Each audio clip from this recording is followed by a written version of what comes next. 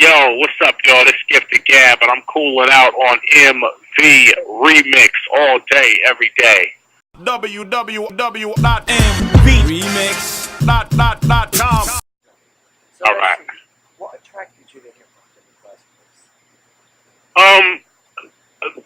place? For me, the first time that I heard Rapper's Delight, I was pretty much hooked. The first time that I even heard, that was the first time I ever came in contact with it, was that record.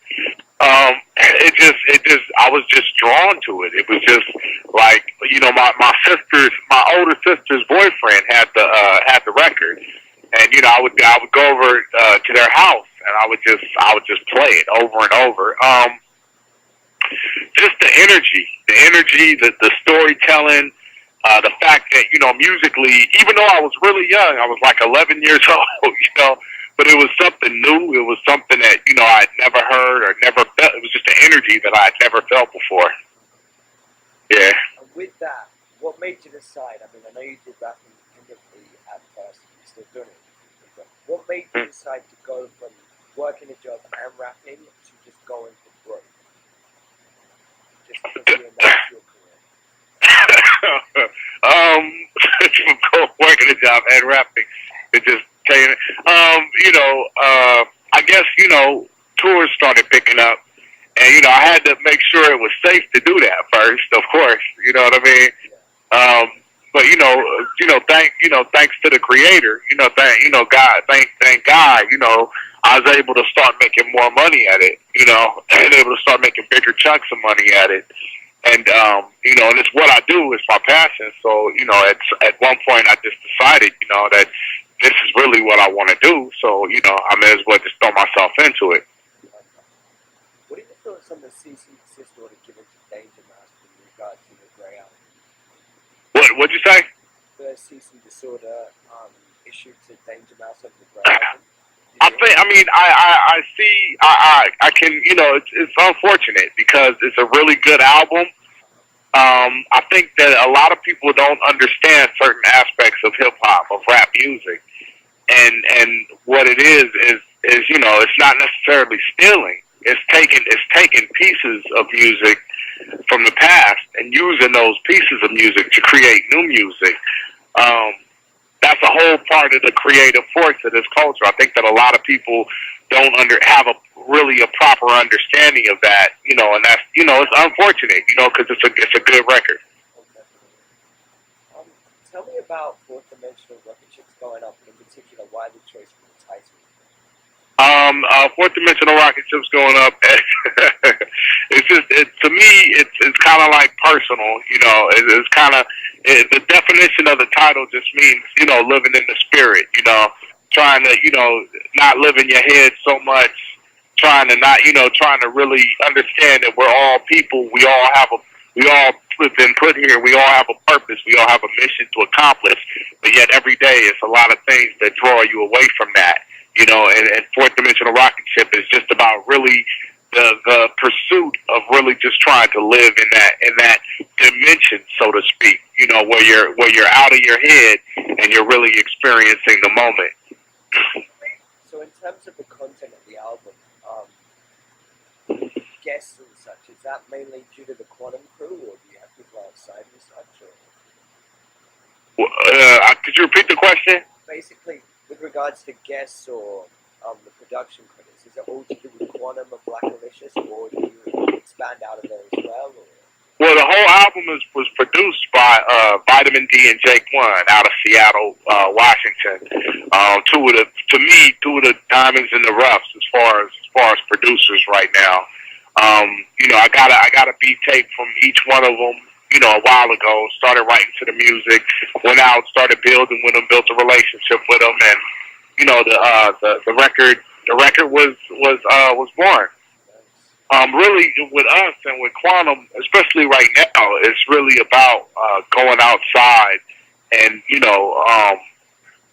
working with other people, because I think that's one of the best ways that you can really grow as an artist, is to do collaborations with other people and kind of vibe off of other people's creative process as well. What's the current status with Blackalicious? we're right now we're about 7 songs into our next album. The album is called The Craft, and it will be released in probably early winter to spring 2005. Now, Murs recently collaborated with members of Digital Underground. Do you see yourself with any Oakland artists which have a very different persona to yourself? Definitely. I mean, I'm a fan of a lot of groups from out here, you know, from E40. Actually, my man Lyrics Born just did a song with E40. Oh, yeah. E40, the Hyro, all the Hyro cats. We've actually done songs with the Hyro cats before. You know, Planet Asia. It's a lot of artists that I like to work with.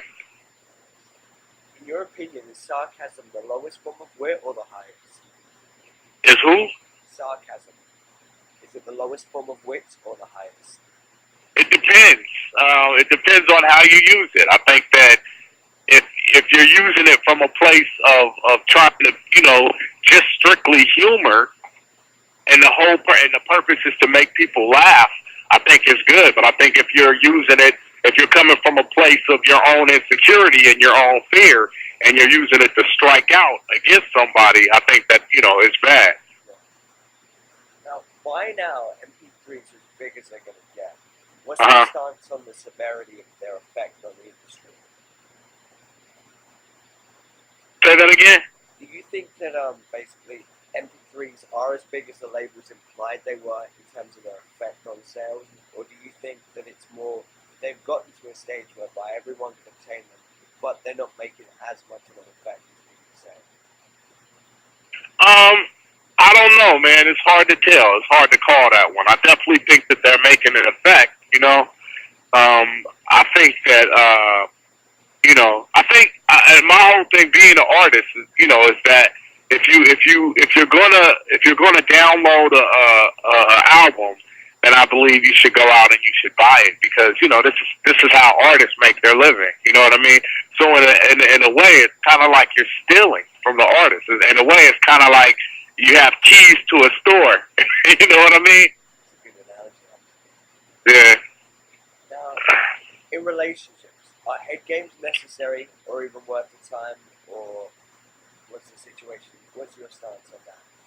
In relationships, are games necessary? Head games.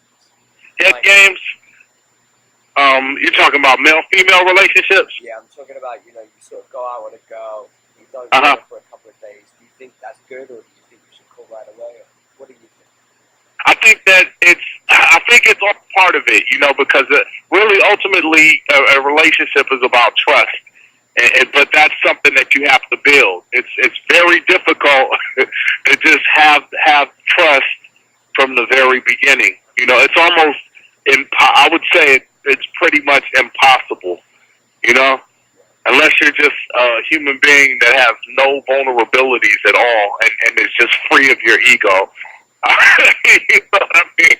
So to an extent, it's part of the game. You know, and over time, you know. Because nobody wants to get hurt, and people want to, you know, you want to protect yourself. So, you know, you play these games and you play these games and you play these games until you finally build up enough trust to where you can kind of let go and just be who you are, even if you feel like you fucked up some days, you know, and be with that other, you know, be with that other person, you know. Which movies would you say helped shape you? Which movies did really influence you? Do the Right Thing, Mo Better Blues, all Spike Lee's movies, Malcolm X, that's Spike Lee movie too. All Spike Lee movies definitely are at the top. John Singleton's movies, Boys in the Hood, Menace to Society, a lot of them, man. Beautiful. I like Beautiful Mind a lot. You know, I get something from everything. You know. Yeah. Do you know anything about that recent Spike Lee video he did with Nas, Secret Agent Man or something? It was I didn't know about that. And I don't know what it's about. There was this Nas single produced by Questlove, and it was for a video directed by Spike Lee. So I've heard about it, but it's been very, very quiet. Yeah, I haven't heard about that. I couldn't tell you. Hello, right now. Fight Club. If you could fight any celebrity, who would you fight? I could fight somebody whose ass I could whoop. I don't know. Somebody who I know I could beat. I wouldn't want to look bad in the public eye. I asked Lyrics on that question last week, and his first answer was Arnold Schwarzenegger. Right. Although he doesn't actually think he could win the fight, it's who he would like to fight. Yeah, I would have to be able to win. Yeah, same here. Gary Coleman. If you lost that fight, that would be really sad. I don't think I could lose that one. Yeah, that would be hard to believe. Coke or Pepsi? I think they're both unhealthy. Okay.